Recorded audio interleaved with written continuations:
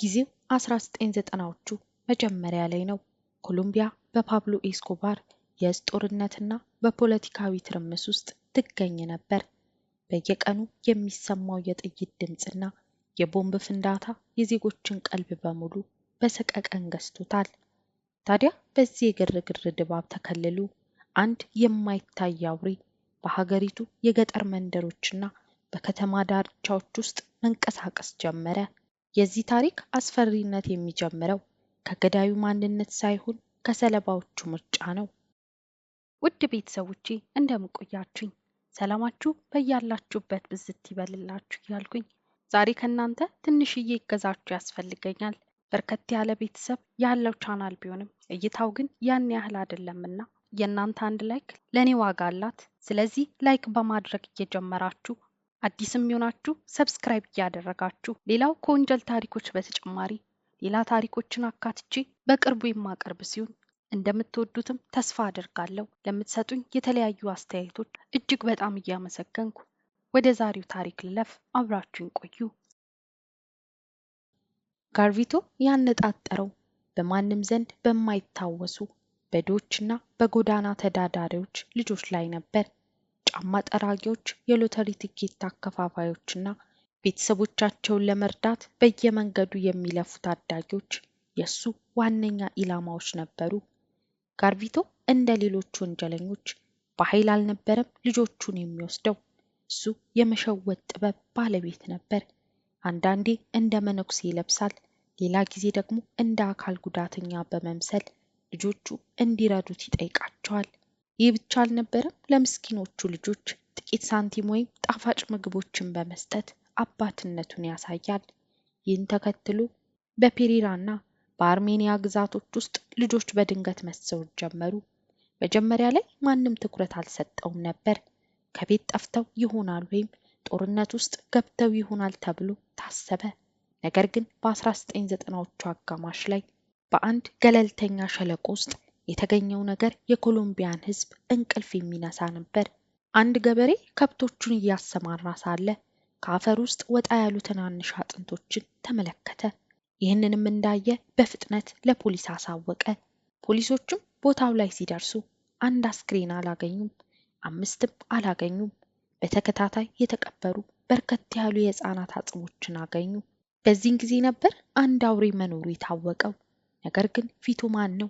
ለምንድን ነው ፖሊስ ይህንን ሁሉ ግድያ ሳይሰማ የቀረው? የሚሉ ጥያቄዎችና የአስክሬኖቹ መገኘት ኮሎምቢያን ቢያናውጥም መርማሪዎቹ አንድ ትልቅ ግድግዳ ከፊታቸው ተደቅኖ ነበር። ይህም ገዳዩ አንድ ቦታ ላይ ተቀምጦ የሚጠባበቅ ሳይሆን በመላው ሀገሪቱ 59 በሚሆኑ ከተሞች ውስጥ እየተዘዋወረ ወንጀል የሚፈጽም አደገኛ ገዳይ እንደሆነ ተረድተው ነበር። ጋርቪቶን ለመያዝ አስቸጋሪ ያደረገው የእርሱ አስገራሚ የመለዋወጥ ችሎታ ነበር። ፖሊስ አንድ አይን መልክ ያለው ሰው እየፈለገ ሳለ ጋርቪቶ ግን በተለያዩ ማንነቶች ይቀርብ ነበር። በአንድ ከተማ እንደ ትህትና ያለው የሃይማኖት ሰባኪ፣ በሌላ ከተማ ደግሞ የሰብአዊ መብት ተሟጋች ወይም የዩኒቨርሲቲ ተማሪ መስሎ ይታይ ነበር። ከሁሉም በላይ የሚያስገርመው ደግሞ ጋርቪቶ የልጆችን ስነ ልቦና ጠንቅቆ ያውቅ ነበር። ልጆቹ የሚፈልጉት ፍቅር፣ ምግብና ጥቂት ገንዘብ መሆኑን ስለተረዳ መጀመሪያ ራሱን እንደ ትልቅ ወንድም ወይም እንደ አባት አድርጎ ያቀርባል። ልጆቹን አታሎ ወደ ገለልተኛ ጫካዎች ወይም ገደላማ ቦታዎች ይወስዳቸዋል። እዚያም ከደረሱ በኋላ ግን ያደግሰው በቅጽበት ወደ ጨካኝ አውሬነት ይቀየራል። ፖሊሶች በዚህ እንግዳ ነገር በመደናገጥ ምርመራቸውን አጠናክረው ጀመሩ። ይህን ጊዜም በወንጀሉ ስፍራዎች ላይ አንድ የሚያመሳስል ነገር አገኙ። ሁሉም ሰለባዎች የታሰሩበት መንገድ ተመሳሳይ ነበር። ገዳዩ ልጆቹን ከማጥፋቱ በፊት እጅግ አስከፊ ስቃይ ያደርስባቸው ነበር። ይህም የሚያሳየው ገዳዩ ግድያውን የሚፈጽመው ለጥቅም ሳይሆን በሌሎች ስቃይ ውስጥ ደስታን የሚፈልግ ሳይኮፓዝ መሆኑን ምርመራው ያሳይ ነበር።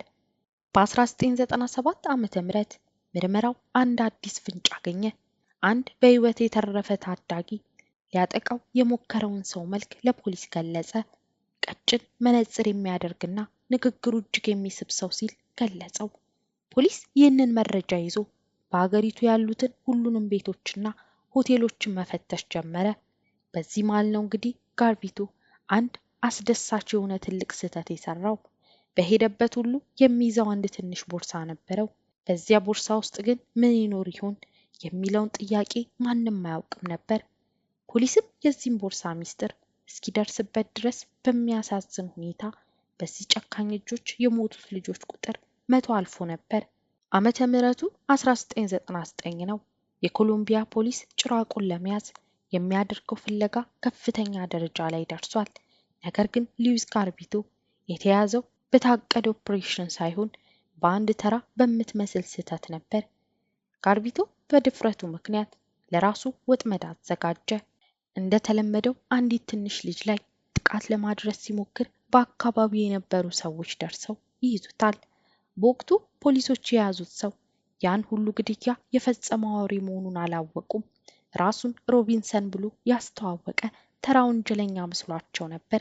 ፖሊሶች ጋርቢቶ የያዘውን ትንሽ ቦርሳ ሲፈትሹ በውስጡ ያገኙት ነገር የታሪክ ተመራማሪዎችንና ምርማሪዎችን እስከ ዛሬ ድረስ የሚያስገርም ነው። በቦርሳ ውስጥ የተለያዩ የልጆች ልብሶች፣ ብዙ መነጽሮችና አንድ ትንሽ የማስታወሻ ደብተር ተገኘ። ይህ ደብተር ተራ ማስታወሻ አልነበረም። ጋርቢቶ በውስጡ እያንዳንዱን ግድያ በምልክት አስፍሮት ነበር። በደብተሩ ገጾች ላይ የሰፈሩት መስመሮች ከ140 በላይ ነበሩ። እያንዳንዱ መስመር የአንድን ምስኪን ሕፃን ሕይወት ግድያን የሚገልጽ ነበር። ይሄን ጊዜ የፖሊስ ጥርጣሬ እየጠነከረ መጣ። ጋርቢቶ መጀመሪያ ላይ ሁሉንም ነገር ካደ። እኔ ተራ መንገደኛ ነኝ እያለ ይከራከር ነበር። ነገር ግን መርማሪዎቹ የገዳዩን የጫማ አሻራ በወንጀል ስፍራው ከተገኘው ጋር ሲያነጻጽሩት እንዲሁም በደብተሩ ላይ የሰፈሩትን ቀኖች ልጆቹ ከጠፉባቸው ቀናት ጋር በትክክል ሲገጣጠሙ ጋርቢቶ መሸሸጊያ አጣ። ከቀናት የምርመራ ጫና በኋላ ያ ደግ መስሎ የሚቀርበው ሰውዬ በድንገት ወደ አውሬነት ተቀየረ። ፊቱ ላይ የነበረው የጭንብል ፈገግታ ጠፋና ወደ እውነተኛ ማንነቱ ተመለሰ። ወደ መርማሪዎቹን ፊት ቀርቦ እንዲህ አላቸው፣ ሁሉንም ነገር እነግራችኋለሁ፣ ግን ከየትኛው ግዛት ልጀምርላችሁ የሚል ነበር። ይህ ንግግር መርማሪዎቹን በድንጋጤ አፈዘዛቸው። ጋርቢቶ መግደሉን ብቻ ሳይሆን የገደላቸው ልጆች ቁጥር ፖሊስ ከሚገምተው በላይ እጅግ ከፍተኛ መሆኑን ፍንጭ ሰጠ። ጋርቢቶ መናገር ሲጀምር በመርማሪዎቹ ክፍል ውስጥ የነበረው አየር በድንገት የቀዘቀዘ መሰለ። ይህ ሰው የፈጸማቸው ድርጊቶች የሚተርከው በጸጸት ሳይሆን ልክ እንደ አንድ ኩሩ ሰራተኛ ስለ ስኬታማ የሥራ ክንውኑ እንደሚያወራ አይነት ነበር። መርማሪዎቹ ጋርቢቶን ይዘው ወደ ወንጀሉ ስፍራዎች ሲሄዱ የታዘቡት ነገር ከሰብአዊነት በላይ ነበር።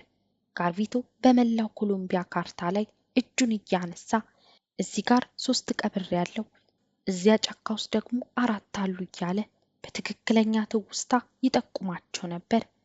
ፖሊሶች እርሱ በጠቁማቸው ቦታዎች ሁሉ ቁፋሮ ሲያደርጉ ተከታታይ የሆኑ የህፃናት አስክሬኖች አገኙ። ጋርቢቶ ግድያውን ለምን ይፈጽም እንደነበር ሲጠየቅ የሰጠው ምላሽ እጅግ የሚረብሽ ነበር። እርሱ እንደሚለው ከሆነ በውስጡ ያለ አንድ ኃይል እንዲገድል ያዘዋል። ነገር ግን የስነ ልቦና ባለሙያዎች ሲመረምሩት ይህ ሰበብ ብቻ መሆኑን ተረዱ። ጋርቢቶ በልጅነቱ በገዛ አባቱና በሌሎች ሰዎች ይደርስበት የነበረውን ከፍተኛ ጥቃትና ስቃይ በሌሎች ንጹሐን ልጆች ላይ በመበቀል ስነ ልቦናዊ እርካታን ያገኝ ነበር የሚለው ውጤት ላይ የስነ ልቦና ሐኪሞች ደረሱ።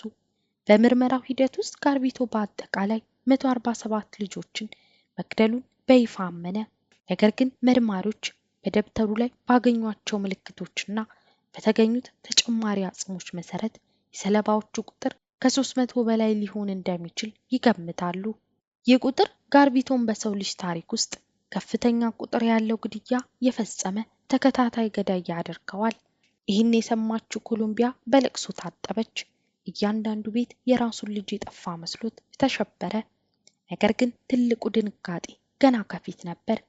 ጋርቢቶ ወደ ፍርድ ቤት ሲቀርብ የኮሎምቢያ ሕግ ለእንዲህ አይነት ጭራቅ የሚሰጠው ቅጣት ምን ሊሆን እንደሚችል ሲታወቅ ሕዝቡ በቁጣ አደባባይ ወጣ። ጋርቢቶ በቁጥጥር ስር ውሎ እያንዳንዱ ግድያ በዝርዝር መተረክ ሲጀምር የኮሎምቢያ ሕዝብ ፍትህ በአጭር ጊዜ ውስጥ እንደሚፈጸም ተስፋ አድርጎ ነበር።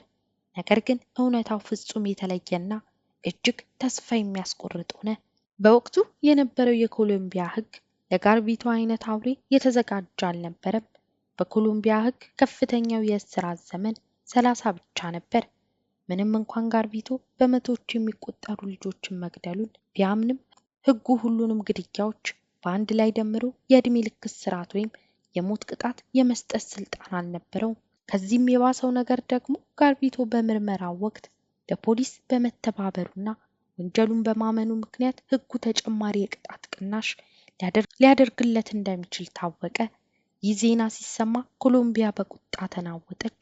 ይህም የሆነው በአማካይ ለእያንዳንዱ ሕፃን ሕይወት ጋርቪቶ የሚቀጣው እስራት ከጥቂት ቀናት የማይበልጥ እንደሆነ ተሰላ። በፍርድ ቤት ሂደት ወቅት ጋርቪቶ ምንም አይነት የጸጸት ስሜት አያሳይም ነበር። ይልቁንም እኔ የታመምኩ ሰው ነኝ፣ መታከም ነው የሚገባኝ እያለ ራሱን እንደ ሰለባ ለማቅረብ ይሞክራል።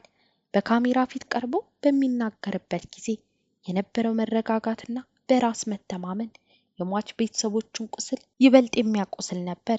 ይህን የሰማው ዓለም አቀፍ የሰብአዊ መብት ተሟጋችና የህፃናት መብት ተሟጋች ድርጅቶች በኮሎምቢያ መንግስት ላይ ጫና ማሳደር ጀመሩ። እንዲህ አይነት ጭራቅ ከጥቂት ዓመታት በኋላ ወደ ህብረተሰቡ ሊመለስ አይገባም የሚል ከፍተኛ ተቃውሞ ተቀሰቀሰ። ይህ በእንዲህ እንዳለ ጋርቪቶ በእስር ቤት ውስጥ ሆኖ ሌላ አስገራሚ ትዕይንት ጀመረ። ራሱን የሃይማኖት ሰው አድርጎ በማቅረብ ተለወጥኩ ማለት ጀመረ። ይህ እውነት የንስሐ መንገድ ነበር ወይስ ከእስር ቀድሞ ለመውጣት የሚጠቀምበት ሌላኛው የጭንብል ጨዋታ? ሉዊስ ጋርቪቶ ወደ እስር ቤት ሲገባ የኮሎምቢያ መንግስት ትልቅ ፈተና ገጠመው። እርሱን ከሌሎች እስረኞች ጋር መቀላቀል የማይታሰብ ነበር። ምክንያቱም ሌሎቹ እስረኞች እንኳን ሳይቀሩ ይህን ጭራቅ ለመግደል እየጠበቁ ነበር። ስለዚህ ጋርቪቶ በተለየ ከፍተኛ ጥበቃ በሚደረግለት ክፍል ውስጥ እንዲቆይ ተደረገ። ጋርቪቶ በእስር ቤት ውስጥ የነበረው ቆይታ ከወንጀሉ ያልተናነሰ የሚያበሳጭ ነበር። እርሱ እንደገና የድሮን የማታለል ጥበቡን መጠቀም ጀመረ። መጽሐፍ ቅዱስን በእጁ ይዞ መታየት፣ ስለ አምላክ መናገርና ጌታ ይቅር ብሎኛል እያለ ቃለ መጠይቆችን መስጠት ጀመረ። ይህ ድርጊት ግን በህዝቡ ዘንድ እንደ ንስሐ ሳይሆን ተጎጂዎችን ይበልጥ እንደ መናቅ ተቆጠረ። ጋርቪቶ በእስር ቤት ሆኖ ስለፈጸማቸው ወንጀሎች ሲጠየቅ ዝርዝር ሁኔታዎችን በደስታ ይተርክ ነበር። ያኛው ልጅ እኮ በጣም ጎበዝ ነበር እያለ ስለገደላቸው ልጆች ሲያወራ አይኖች ውስጥ የሚታየው ብልጭታ አሁንም የአውሬ በውስጡ እንዳለ ማረጋገጫ ነበር። የስነ ልቦና ባለሙያዎች ጋርቪቶ ፈጽሞ ሊታረም የማይችል ሳይኮፓዝ ነው የሚል ድምዳሜ ላይ ደረሱ። በዚህ መሃል አንድ ትልቅ ስጋት ተፈጠረ። ጋርቪቶ በህጉ መሰረት በ30 ዓመታት እስራት ቢቀጣም በባህሪ መታረምና በስራ ምክንያት ቅጣቱ ተቀንሶለት በ20 ዓመት ውስጥ ሊፈታ ይችላል የሚል ወሬ ተሰማ። ይህ ዜና ሲወጣ በኮሎምቢያ ጎዳናዎች ላይ ትልቅ ተቃውሞ ተቀሰቀሰ። እናቶች ልጆቻችንን የገደለ አውሬ በህይወት እያለ ከእስር ሊወጣ አይገባም እያሉ ይጮሁ ጀመር። የኮሎምቢያ መንግስት የህዝቡን ቁጣ ለመቀነስ ሲል የህግ ማሻሻያ ለማድረግ ተገደደ። ነገር ግን ጋርቪቶ ቀድሞ ተፈርዶበት ስለነበር አዲሱ ህግ በእርሱ ላይ ወደ ኋላ ተመልሶ ሊሰራ ይችላል ወይ የሚለው ጥያቄ የህግ ባለሙያዎች ላይ ክርክር አስነሳ። ጋርቪቶ ግን በእስር ቤት ውስጥ ሆኖ የሚሰጠው ቃለ መጠይቅ ሁሉ ከእስር ስወጣ ፖለቲከኛ ሆኜ ህፃናትን መርዳት ፈልጋለሁ የሚል ዘግናኝ ቀልድ ይቀልድ ነበር። ታዲያ ጋርቪቶ በእስር ቤት ውስጥ የንስሐ ድራማውን እያሳየ ቢቆይም ተፈጥሮ ግን የራሷ የሆነ ቅጣት ማዘጋጀት ጀመረች። ያ በመቶዎች የሚቆጠሩ ልጆችን ያደነና ያሳደደ ሰውነት አሁን ከእስር ቤቱ ግድግዳዎች በበለጠ በሽታ መታሰር ጀመረ። ጋርቪቶ በእስር ቤት ውስጥ እያለ በከባድ የአይን ካንሰር ተጠቃ። ያ በጨለማው ሰለባዎቹን የሚከታተልበትና በፍርሃት የሚያርበደብድበት አይኑ አሁን እያበጠና እየፈሰሰ መጣ። መልኩም እየተለወጠ አጥንቱ እየጎላ በትክክልም ስሙ እንደሚለው ወደ ጭራቅነት የተቀየረ መሰለ። ጋርቪቶ የታመመውን አይኑን በጨርቅ ሸፍኖ ለጋዜጠኞች ቃለ መጠይቅ ሲሰጥ አሁንም በንግግሩ ሰዎችን ለማሳመን ይሞክር ነበር። እግዚአብሔር ለፈተና የሰጠኝ በሽታ ነው ይል ነበር። ነገር ግን የኮሎምቢያ ሕዝብ ይህንን እንደ መለኮታዊ ቅጣት ነበር የሚቆጥረው። ፖሊሶችና የሟች ቤተሰቦች ግን አሁንም ስጋት ላይ ነበሩ። ይህ ሰው በዚህ በሽታ ሰበብ በምህረት ከእስር ቤት ቢወጣስ የሚለው ጥያቄ የሁሉንም ልብ ያርድ ነበር። በዚህ መሃል የኮሎምቢያ መንግስት ጋርቪቶን ከእስር ቤት ላለማውጣት የህግ ዘዴዎችን ሁሉ መጠቀም ጀመረ። በአንድ ግዛት የነበረው ቅጣት ሲያበቃ በሌላ ግዛት የፈጸመው ሌላ ወንጀል እየተነሳ አዳዲስ ክሶች ይመሰረቱበት ነበር። ዓላማው አንድ ብቻ ነበር፣ ጋርቪቶ በህይወት እያለ የፀሐይን ብርሃን በነፃነት እንዳያይ ማድረግ ነው። ጋርቪቶ ግን በእስር ቤት ሆስፒታል ውስጥ ሆኖ ህይወቱ ቀስ በቀስ እየጠፋች መጣች። ያ በመቶዎች የሚቆጠሩ ልጆችን ሲያሰቃይ የነበረው እጁ አሁን ማንኪያ እንኳን ማንሳት እስከማይችልበት ደረጃ ደከመ። በዙሪያው ያሉት ጠባቂዎች እንደሚሉት ጋርቪቶ በሌሊት በህልሙ ይጮህና ይቃዥ ነበር። ምናልባትም የገደላቸው ልጆች ነፍስ በህልሙ እየመጡ ይሆናል የሚል ህሳቤ ውስጥ ከተታቸው። ፌብሩዋሪ 12 2023 ዓ.ም በኮሎምቢያ ቫሌ ዴል ካውካ በሚገኝ አንድ ሆስፒታል ውስጥ በሰው ልጅ ታሪክ ውስጥ እጅግ ዘግናኝ የሚባለው የወንጀል ምዕራፍ በዝምታ ተዘጋ። ሉዊስ ጋርቪቶ ያ የሰው ሰይጣን በ76 ዓመቱ ከዚህ ዓለም በሞት ተለየ።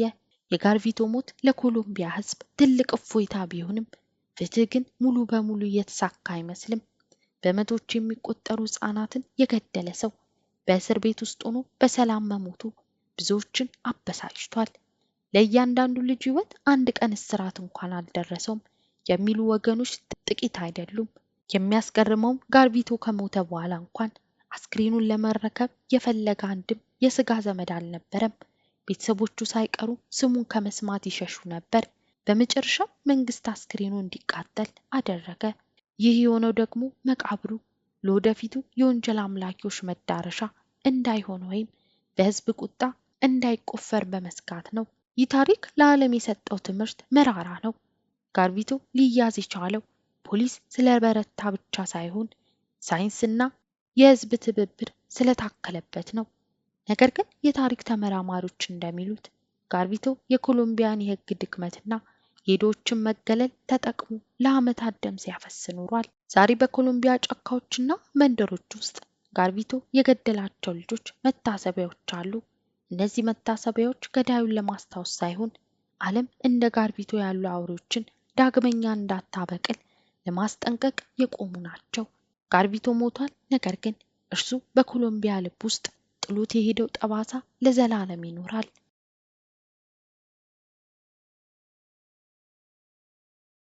ውድ ቤተሰቦች ለዛሬ ያዘጋጀሁት ቪዲዮ ይህን ይመስል ነበር። በታሪኩ ላይ ያላችሁን አስተያየት አሳውቁኝ። ላይክ፣ ሰብስክራይብ በማድረግ ቤተሰቡን ተቀላቀሉ እያልኩኝ በሌላ አዲስ ታሪክ እስክመለስ ድረስ ቸር ቆዩልኝ።